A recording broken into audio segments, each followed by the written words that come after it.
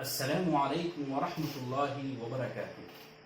عالمی تنظیم برائے فضلہ ازہر انڈیا کے یوٹیوب چینل پر معزز ناظرین آپ کا خیر مقدم ہے۔ آج کی اس نشست میں میری گفتگو کا موضوع ہے اسلام کے تعلق سے کچھ غلط فہمیاں اور اس کا ازالہ۔ جیسا کہ آپ جانتے ہیں کہ میڈیا میں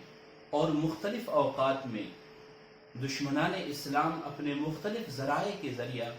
یہ پروپیگنڈا یا یہ دعویٰ کیا کرتے ہیں کہ اسلام تلوار کے زور سے پھیلا ہے، حالانکہ یہ سراسر جھوٹ اور بے بنیاد بات ہے۔ اسلام کی پوری تاریخ، اسلام کی تعلیمات اور اسلام کی ہدایات کا مطالعہ کرنے سے یہ بات بالکل دو چار کی طرح واضح ہو جاتی ہے کہ اسلام نے اپنے فروغ کے لیے کبھی بھی طاقت اور قوت کا استعمال نہیں کیا۔ اسلام اخلاق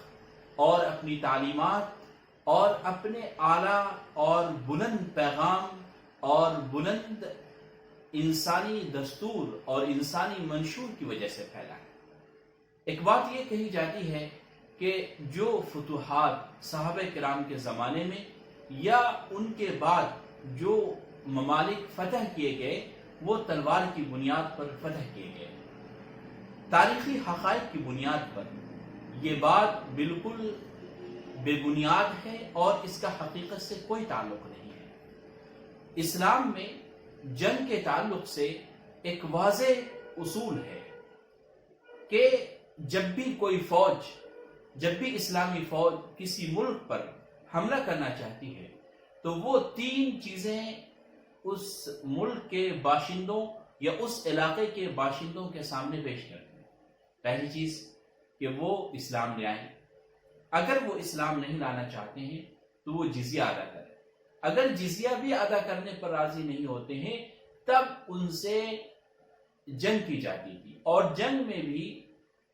ان تمام لوگوں کا خیال رکھا جاتا جو براہ راست جنگ میں شریک نہیں ہوتے،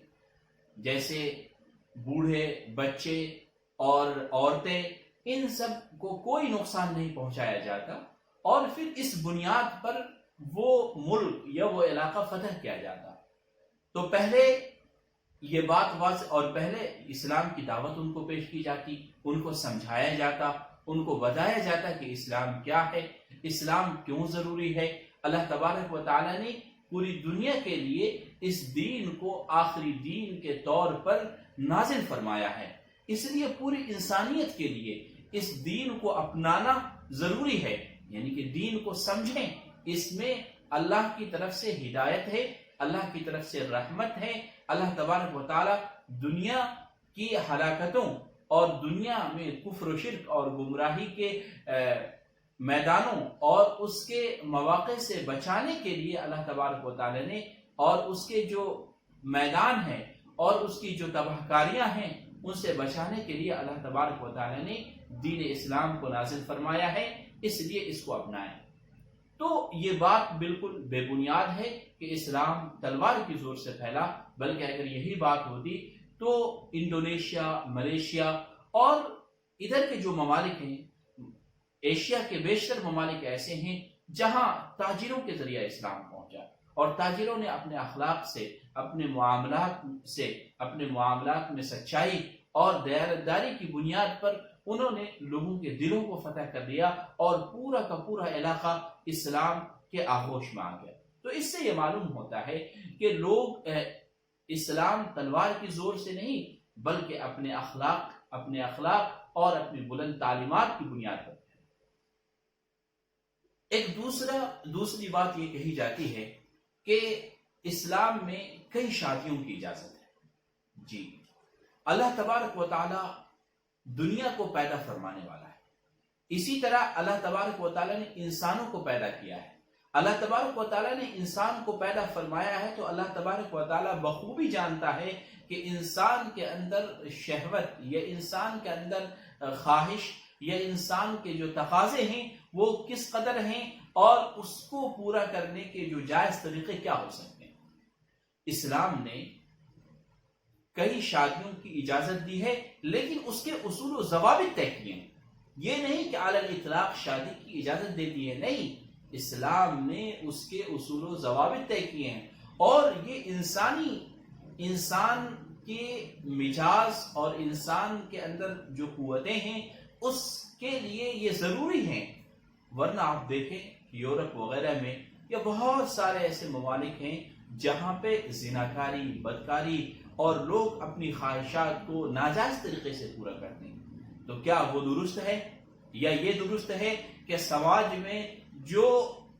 عورتیں ہیں بیوہ بھی ہوں، مطلقہ بھی ہوں اور غیر شادی شدہ بھی ایسی بڑی تعداد ہوتی ہیں کہ جن کا کوئی پرسان حال نہیں ہوتا، اگر کوئی شخص صاحب حیثیت ہے اور وہ استطاعت رکھتا ہے تو وہ ان کو اپنے گھر میں ایک باعزت طریقے سے اپنے گھر میں بسا کر لائے اور اس کو وہ پورے حقوق دے جو ایک بیوی کو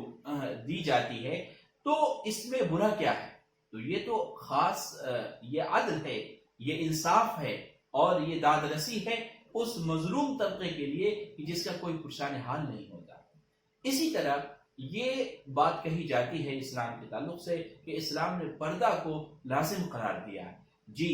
عورت ایک غالی اور قیمتی چیز ہے، اللہ تبارک و تعالیٰ نے اس کو ایک بہت ہی عظیم الشان اور بہت ہی اہم چیز کے طور پر قرآن میں متعارف کرایا ہے اور اس کو بڑی اہمیت دی ہے۔ اسلام نے عورتوں کو جو مقام دیا ہے وہ کسی بھی دوسرے مذہب میں یہ مقام موجود نہیں ہے، تو اس لیے عورت کو ایک حجاب کے ساتھ، پردے کے ساتھ رہنا لازم قرار دیا گیا ہے تاکہ سماج میں اور یا انسانی معاشرے میں ایسے لوگ ہیں جو نفسانی خواہشات، یہ جو بہت ساری دوسری اخلاقی بیماریوں کے مرتکب ہو سکتے ہیں، اس سے بچا جا سکے۔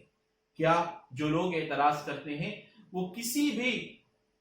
مذہب میں یہ بات سے نکال کر کے دکھا دیں کہ اس مذہب میں پردہ نہیں ہے؟ جی، جتنے بھی مذاہب ہیں، جتنے بھی آسمانی مذاہب ہیں، سب میں پردے کی تلقین کی گئی ہے اور یہ انسانی معاشرے کو محفوظ رکھنے کے لیے، برائیوں سے بچانے کے لیے اور دیگر تمام اخلاقی امراض سے بچانے کے لیے پردے کا اہتمام بہت ہی مؤثر ہے اور فعال ہے، اور پردے کے اہتمام سے سماج اور معاشرے میں بہت ساری برائیاں ختم ہو جاتی ہیں۔ اس لیے یہ سب باتیں یا یہ پروپیگنڈا ہے جو اسلام کے خلاف کیا جاتا ہے۔ آج اسی پر اکتفا کرتے ہیں، انشاءاللہ اگلی نشست میں اس کے علاوہ دیگر اور جو غلط فہمیاں اسلام کے بارے میں پھیلائی جاتی ہیں اس پر گفتگو کی جائے گی۔ وآخر دعوانا ان الحمد للہ رب العالمین۔